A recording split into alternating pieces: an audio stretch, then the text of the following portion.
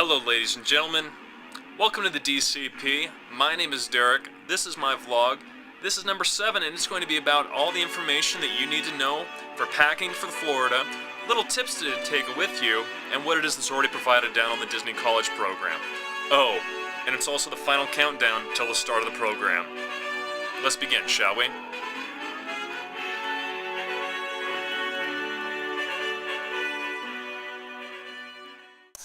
My bedroom looks like the beginnings of a Minecraft absolute epic fail. Now see, I'm not leaving for a month, so what I'm doing right now, plus for the fact of being a matter of being I'm bored and I want to figure out what it is, how much room I'm going to have since I'm going to be doing the 3,000-mile trek to Florida, is I am going on my day off to do a test run to figure out how much room I'm actually going to have in my trunk. So I recommend doing that if you have the ability. If you are driving down to Florida and are a member of AAA, I highly recommend picking up tour guide books as well as maps. I mean, you can also choose to go for like a GPS of some type of manufacturing quality.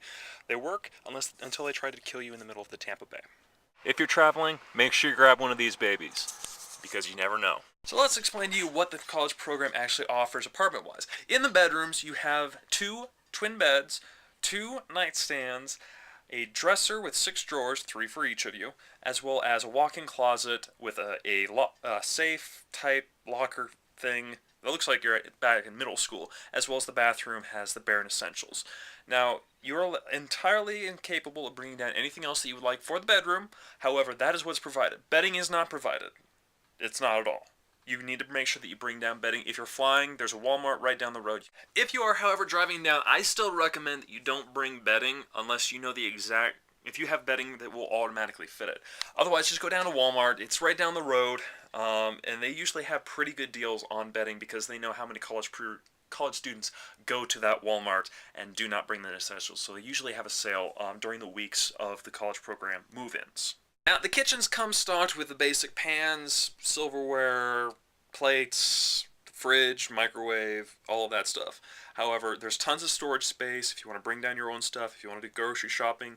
What I recommend doing, if you are living with other people, make sure that you have some type of a system when it comes to food.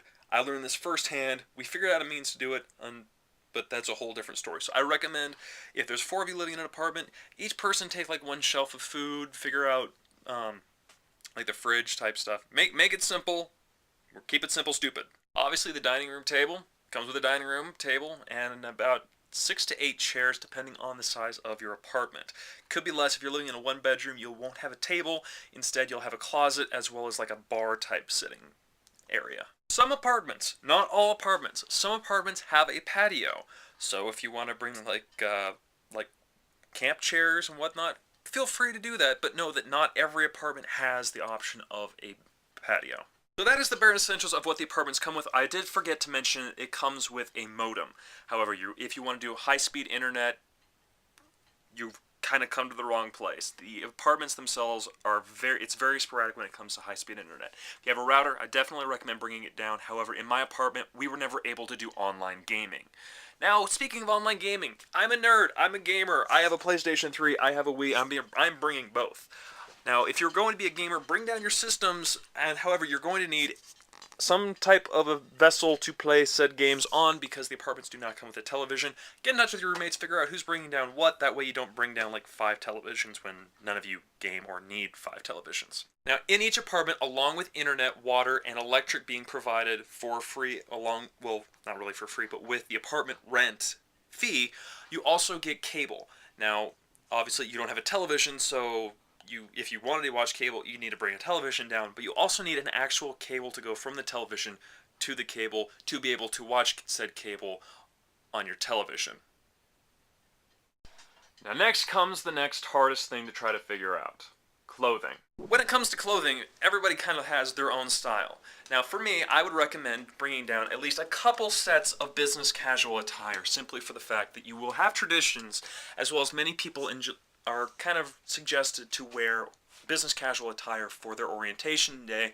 And if you are taking online classes, well, not really online classes because then you can wear whatever you want, but if you're taking Disney classes, you do need to have business casual as you attend the classes. So I definitely recommend bringing down some business casual like a long sleeve shirt, slacks, or dresses, ties, stuff like that. You're going to need at least a couple sets. And if you're the exact opposite of me, you will actually go to both of the formal dances. There's one in the spring and one in the fall. Now this is just like any of the old high school dances, except you won't have chauffeurs, you'll actually be able to have fun, and, well, it will actually be everything the exact opposite of what a Utah high school dance was. Now, depending on your climate of choice, me being in Utah, I have a ton of like jeans, sweatshirts, long sleeve shirts, etc., etc. In Florida, you have to realize whatever time of the program you decide to go down, me, I'm doing fall. I'm going to be there from May until December. I'm going to want a predominant amount of t-shirts and shorts and everything like that. So I'm going to pack according like that. However, I'm also bringing a couple pairs of jeans and maybe one or two sweatshirts down, just because everybody in Florida will freak out when it gets to 50, and I'll be like, no, this is good. Not snowing? Short weather. Did I mention this earlier? I don't think I did, but I'm going to go over it just in case because it is that important. Your onboarding paperwork. You absolutely, unequivocally need to have it. Because if you don't have it, you will not have a means to print it as you're checking in, and you won't be able to check in.